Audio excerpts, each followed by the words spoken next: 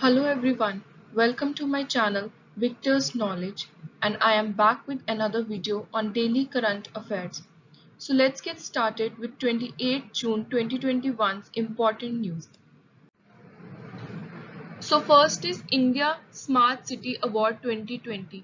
Recently जो India की union ministry है for housing and urban affair उसने एक इम्पॉर्टेंट लिस्ट रिलीज की है 2020 की इंडिया स्मार्ट सिटी अवार्ड्स की। तो इसमें जिस स्टेट ने टॉप किया है दैट इज यूपी, सेकंड आए है एमपी एंड थर्ड आए है तमिलनाडु।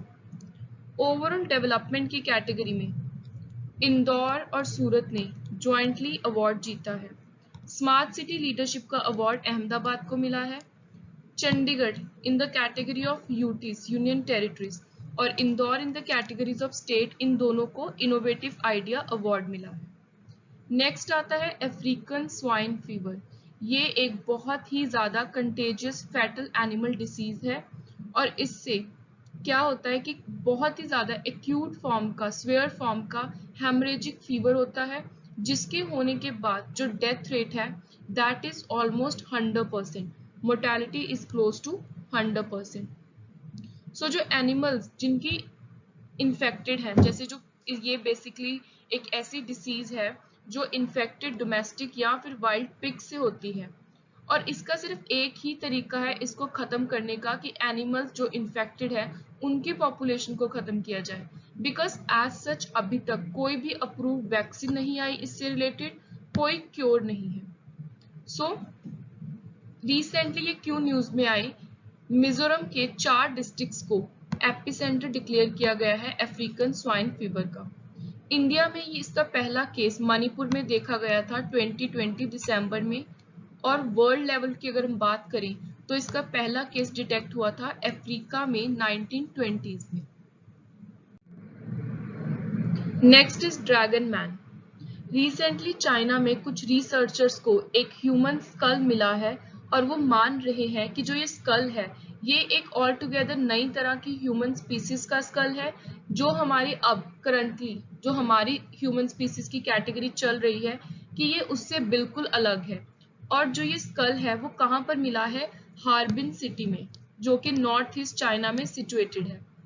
सो कई बारी आपको करंट अफेयर में से कुछ स्टैटिक क्वेश्चंस भी निकाल कर एग्जाम में डाल देते हैं। मे बी वहां पर आपको ड्रैगन मैन के बारे में क्वेश्चन ना मिले, बट आपको ये मिल सकता है कि हार्बिन सिटी कहाँ पर है और नॉर्थ ईस्ट चाइना में किस सिटी में ड्रैगन मैन का स्कल मिला है। सो इस तरह को आपको पिक एंड चूज करना पड़ता है कि करंट अफेयर में से भी आप कितने ज्यादा स्टैटिक क्वेश्चंस निकाल सकते हैं।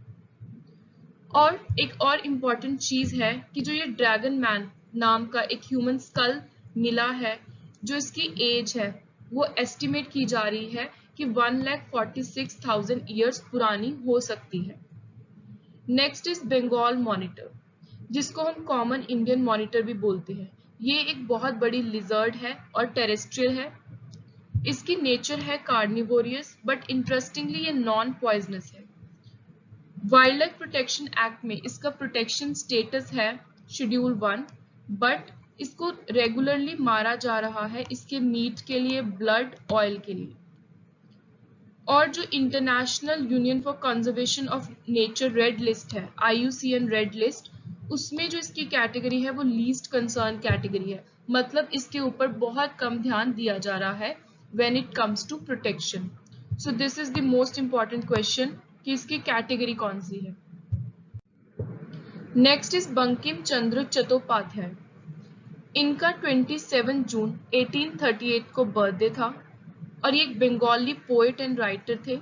इन्होंने हमारा जो नेशनल सॉन्ग है इंडिया का, वंदे मातरम, वो लिखा था। साथ ही में इन्होंने एक बहुत ही ज्यादा इम्पोर्टेंट नॉवल लिखा था जिसका नाम है आनंद मठ। ये क्वेश्चन तो बहुत ही बारी एग्जाम्स में आया है कि आनंद मठ के राइटर कौन है या फिर बंकिम चंद्र चट्टोपाध्याय की कौन सा नॉवल है। सो इट इज आनंद मठ। और जो ये आनंद मठ था इसका मेन फोकस किसके ऊपर था, जो सन्यासी रिबेलियन हुआ था मॉन्क्स का 18th सेंचुरी में, ये उसके ऊपर बेस्ड है। सो कई बारी इसका बेस भी आ जाता है, इसका थीम भी एग्जाम में आप देख सकते हैं। सो नेक्स्ट इम्पॉर्टेंट जो चीज है वो है कि इन्होंने एक पहला बंगाली फिक्शन लिखा था दुर्गेश नंदिनी के नाम से, जो 1865 में पब्लिश हुआ था।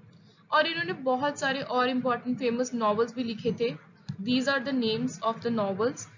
और साथ ही साथ इनकी जो पहली फिक्शन थी जो प्रिंट फॉर्म में आई थी वो थी English novel Rajmohan's wife. So this is also important. Next is Jammu drone attacks.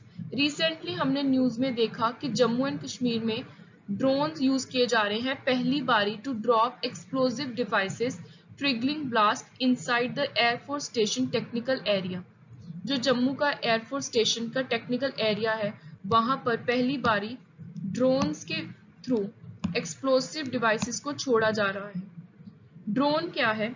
Normal term में एक अनमैन्ड एयरक्राफ्ट है कि बिना मैन वाला, बिना जिसको कोई ह्यूमन बीइंग कोई पर्सन चला रहा है वैसा एक एयरक्राफ्ट है। सो अनमैन्ड एयरक्राफ्ट की 3 कैटेगरीज होती हैं, 3 सबसेट्स होते हैं, रिमोटली पायलटेड एयरक्राफ्ट, ऑटोनोमस और model aircraft. Next is US digital millennium copyright act. ये बहुत ही इंपॉर्टेंट इंटरनेशनल न्यूज है। रिसेंटली जो हमारे यूनियन मिनिस्टर है इलेक्ट्रॉनिक्स एंड आईटी के, उनको जो उनका ट्विटर अकाउंट है वो 1 घंटे के लिए लॉक हो गया था ओवर अ नोटिस। क्यों? क्योंकि उनको एक नोटिस मिला था कि वो US digital millennium copyright DMCA 1998 act की वायलेशन कर रहे हैं। ये एक्ट क्या है? ये एक्ट यूएस ने पास किया था और ये वर्ल्ड का ऐसा पहला लॉ है। It is among the world's first law recognising IP on the internet. Internet के ऊपर इंटेलेक्चुअल प्रॉपर्टी कॉपीराइट उस चीज को लेकर ये पहला एक्ट बनाया गया था। कॉपीराइट क्या होता है कि किसी कंटेंट के ऊपर सिर्फ हमारा ही राइट हो, और अगर उसको वो कोई इलीगली या कोई हमारी परमिशन के बिना यूज कर रहा है या अपनी वेबसाइट के ऊपर अपने अकाउंट के ऊपर डाल रहा है तो हम उस चीज के ऊपर अपना कॉपीराइट क्लेम कर सकते हैं, हम एक एक्शन ले सकते हैं। सो जो ये DMCA एक्ट है ये 1996 की ट्रीटीज की इम्प्लीमेंटेशन के बाद आया, जो world intellectual property organisation WIPO, इसके जो मेंबर नेशंस हैं इन्होंने साइन की थी ट्रीटीज, उसके बाद ये एक्ट आया। सो इसमें क्या है, अगर कोई भी कंटेंट क्रिएटर है किसी भी तरह का जिसको ये लगता है कि जो उसका ओरिजिनल कंटेंट है वो किसी ने कॉपी कर लिया है, किसी यूजर ने, किसी इंसान ने या किसी वेबसाइट ने किसी ने कॉपी कर लिया है बिना उसकी ऑथराइजेशन के, परमिशन के, तो वो एक एप्लीकेशन फाइल कर सकते हैं, एक कंप्लेंट फाइल कर सकते हैं कि उनकी इंटेलेक्चुअल प्रॉपर्टी है, जो उनका कॉपीराइट है वो वायलेट हुआ है, वो चोरी हुआ है, किसी ने उनकी बिना परमिशन के उनकी चीज को यूज किया है। सो this is US digital millennium copyright act. Next is international MSMEs day. जैसे हमने 26 जून को 2 इंपॉर्टेंट डेज के नाम से देखा, वैसे ही जो 27 जून है वो भी एक बहुत ही इंपॉर्टेंट डे के नाम से सेलिब्रेट किया जाता है, that is international micro small and medium size enterprises day. इस दिन को क्यों सेलिब्रेट किया जाता है? ताकि हमें एक अवेयरनेस मिले, एक रिकॉग्नाइजेशन मिले कि जो ये स्मॉल इंडस्ट्रीज है इनकी भी कंट्रीब्यूशन है इकोनॉमी में, सस्टेनेबल डेवलपमेंट गोल्स को पूरा करने के लिए इनकी भी एक बहुत ही इंपॉर्टेंट कंट्रीब्यूशन है। सो यूनाइटेड नेशंस ने डेजिग्नेट किया है 27 जून को एज MSMEs डे, और इसको लेकर जो रेजोल्यूशन पास हुआ था यूनाइटेड नेशन जनरल असेंबली में वो हुआ था अप्रैल 2017 में। और इम्पोर्टेंट थीम हम यहाँ पर देखेंगे 2021 MSME डे का थीम था MSME 2021 key to an inclusive and sustainable recovery. So this is important line. So next is China is now second largest export partner of India.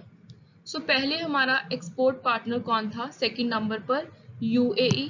अब कौन आ गया है? UAE को रिप्लेस कर दिया है चाइना ने। और नंबर 1 पर जो पहले भी US ही था और अब भी US ही है, it remained unchanged. So US हमारा टॉप एक्सपोर्ट पार्टनर है, second is China. So last current affair from 28 June 2021 is archer Deepika Kumari becomes world number 1 after winning gold at World Cup. So she is Deepika Kumari and recently Monday ही इन्होंने 3 hat trick gold medals जीते हैं world cup stage 3 में और इन्होंने इसी जीत के साथ world number 1 का जो रैंक है आर्चरी में वो भी हासिल कर लिया है. कौन कौन से इवेंट्स में इन्होंने जीता? Women individual, team, mixed pair. So this was all about today's current affairs. I hope you liked the video. Please support my channel and do like, share, comment.